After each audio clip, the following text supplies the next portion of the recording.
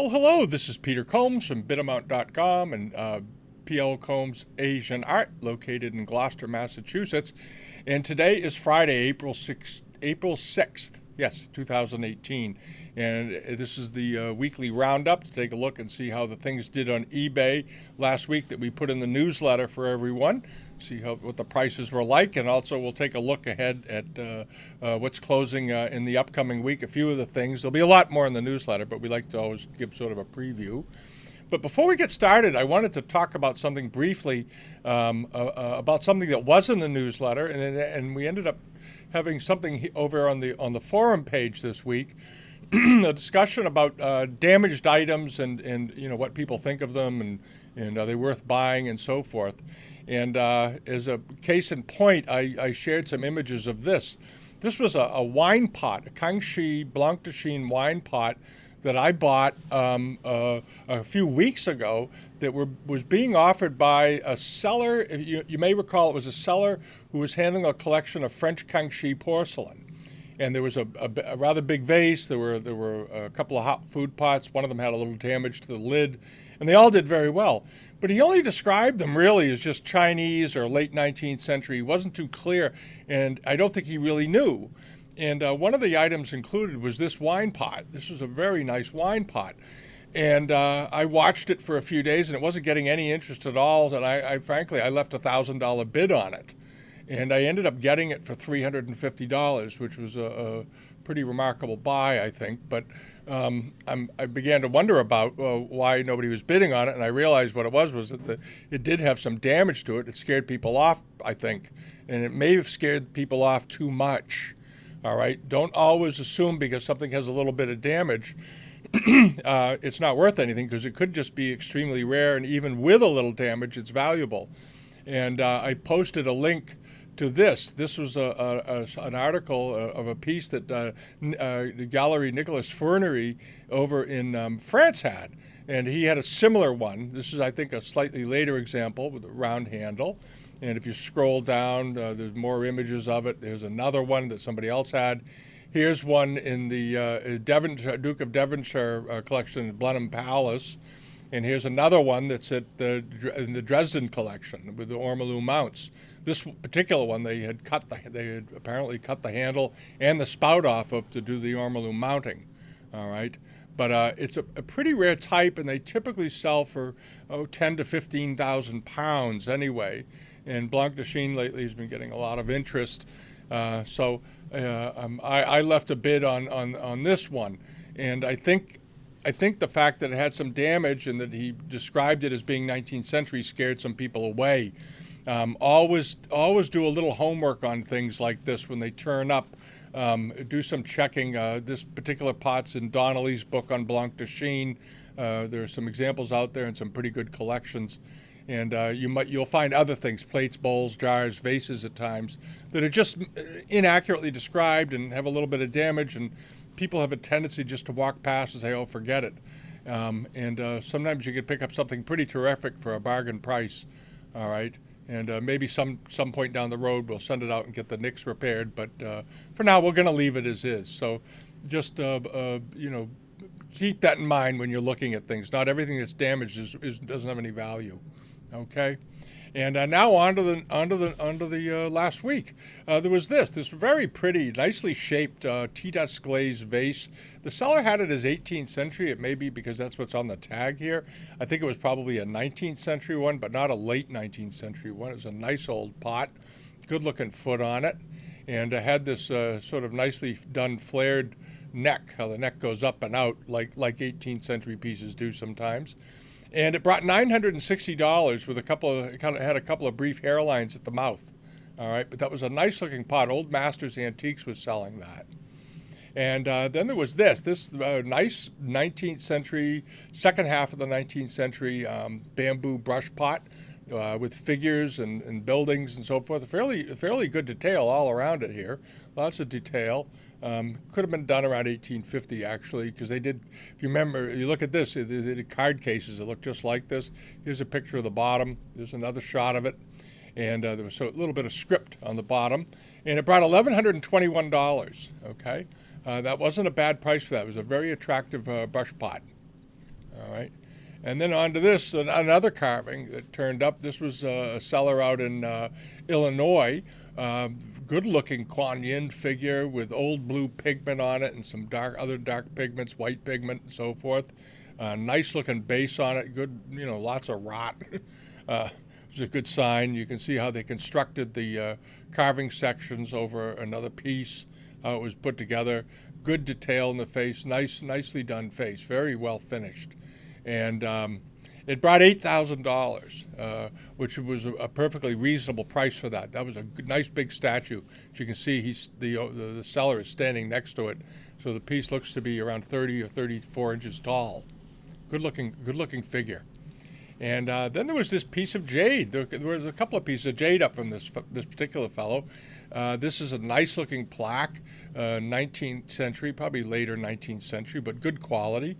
And it had been fitted into some sort of belt hook arrangement here at some point, I think probably later, but very nice. And it brought $2,554. The other lot he had was a pair of bamboo vase carvings that were in a slipcase, you may recall. And those looked to be early 20th century, but nice quality, and they brought around $5,000.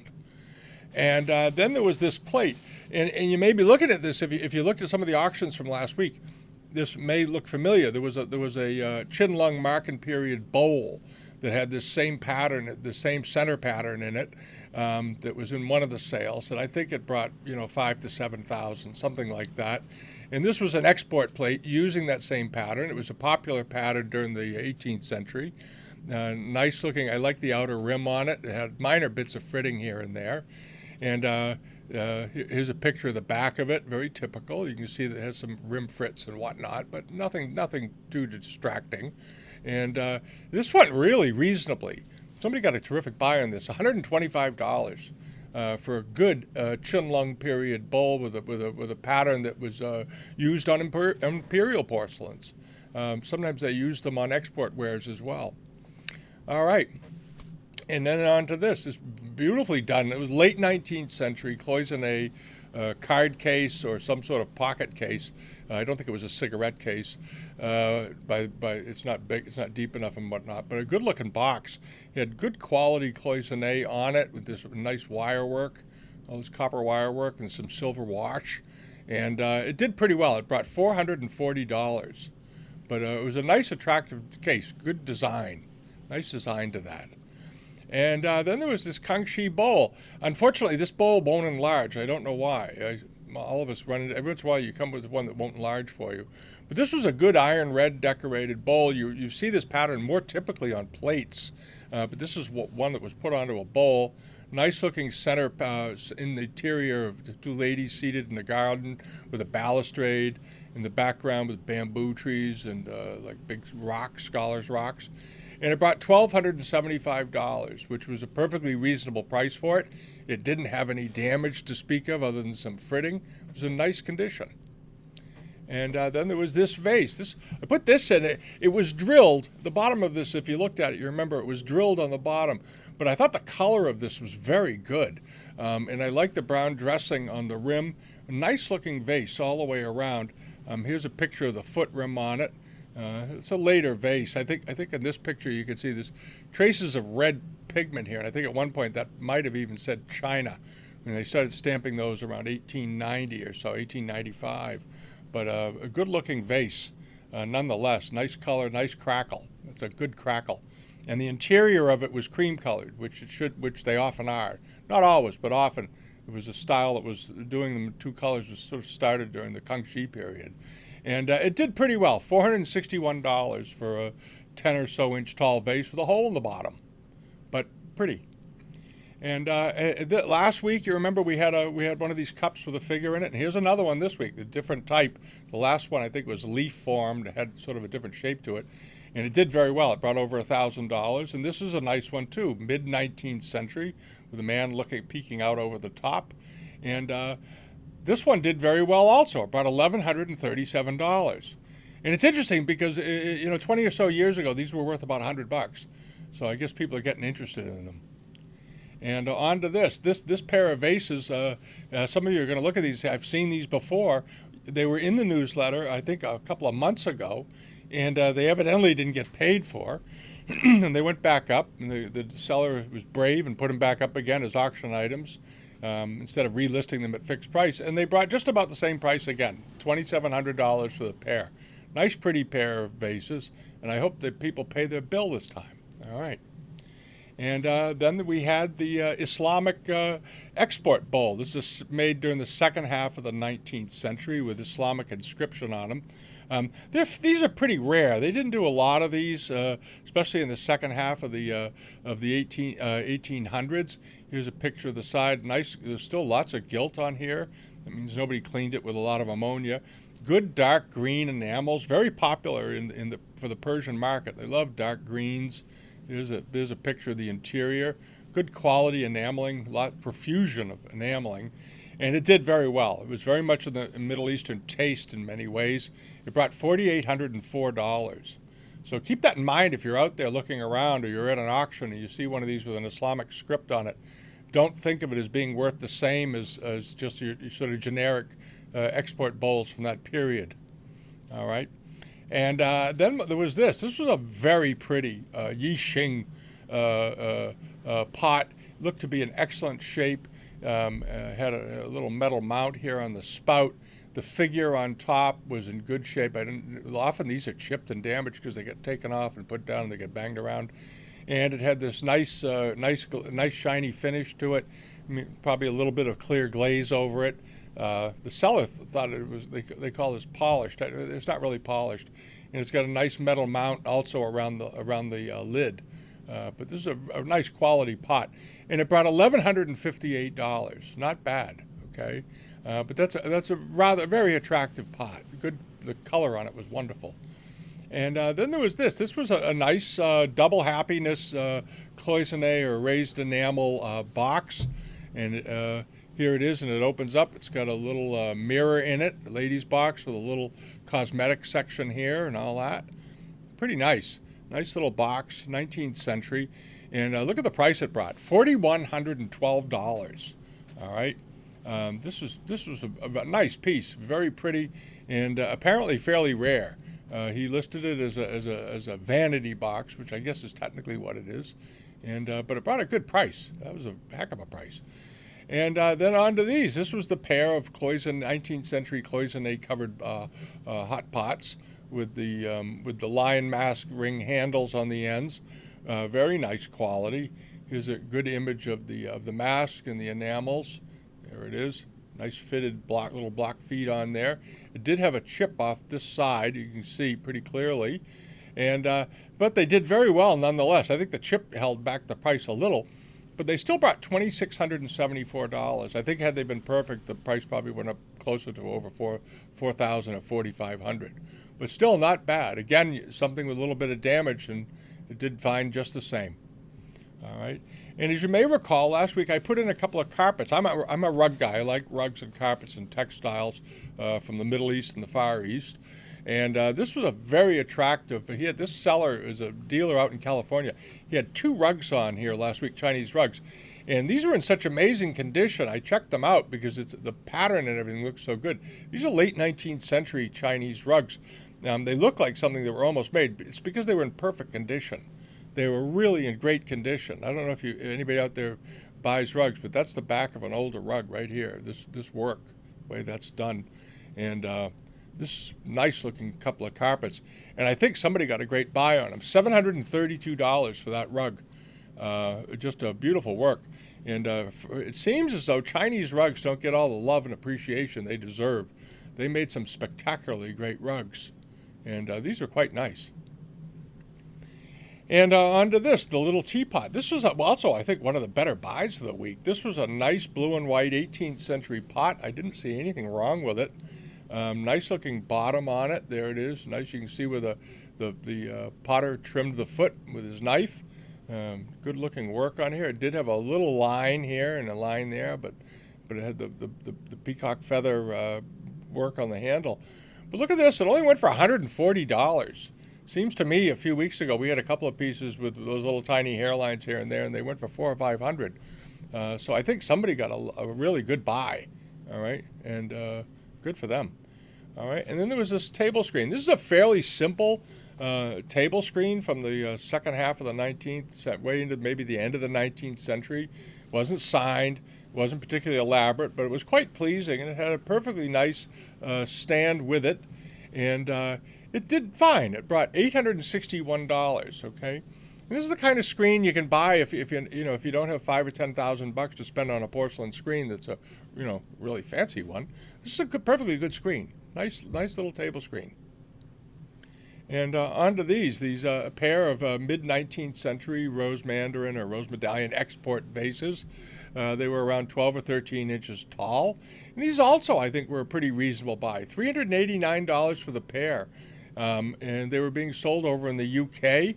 And, the shipping isn't awful to hear of things like that. I think it was around $40 to the US. Those are nice-looking little vases. And there was also this bottle vase, a wash vase. These often came with basins. You've seen those basins with the inverted rims and the sort of deep. This would have gone in it, kept in a wash stand. And nice quality work. And what did it bring? $1,063. But it was good quality work, and that's what they bring. They're also done in Celadon. And last was this. This was that beautifully done screen with inscription. Nice silk work. This beautiful quality silk on the screen. And the silk appeared to be in very, very good condition all the way around. I didn't see anything that would indicate a lot of damage. There's a inscription running down the front of it. Here we have that.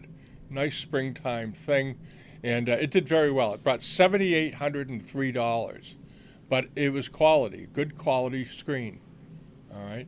And then now on to what's closing at the coming weekend. Oh, one thing I wanted to mention too was if you haven't been over there, on the forum page, I meant to mention this at the beginning, it just dawned on me, is we added a link off of it to all the auction catalogs that are stored on the site. You can now get them there off of one link. You can go to the individually by auctioneers, of course, and you can come here and you can just go through them. And there's a lot of them on here, as you see. All right. So it's a quick way to get some reference material. And you double click on them, they enlarge, and there's a thing to make them small again, and you can do all that. All right. So closing this weekend on Sunday, Ching Period has his auction ending. He's got 30 or 35 lots. All nice things. He's got some good things in here, and they're all doing fine, but they're, as you know, he sells nice objects. And then there's this. Now, this is a seller that has a number of things up. It's called the Kernville is the seller's name, and some of the stuff, I'm not sure how much they actually know about what they're selling, to be honest with you, because some of the stuff is just crazily misdated, and other pieces are fairly accurately misdated. And this one just says Chinlung Mark. And this is an ormolu mounted vase. And when you flip it over, here's a picture of the bottom of it. Some old collection labels. This looks like a legitimate Chinlung thing to me, with these later bronze mounts. And they also added these onto it. These sort of elaborate bronze drapes were added, I think, when they put the base on.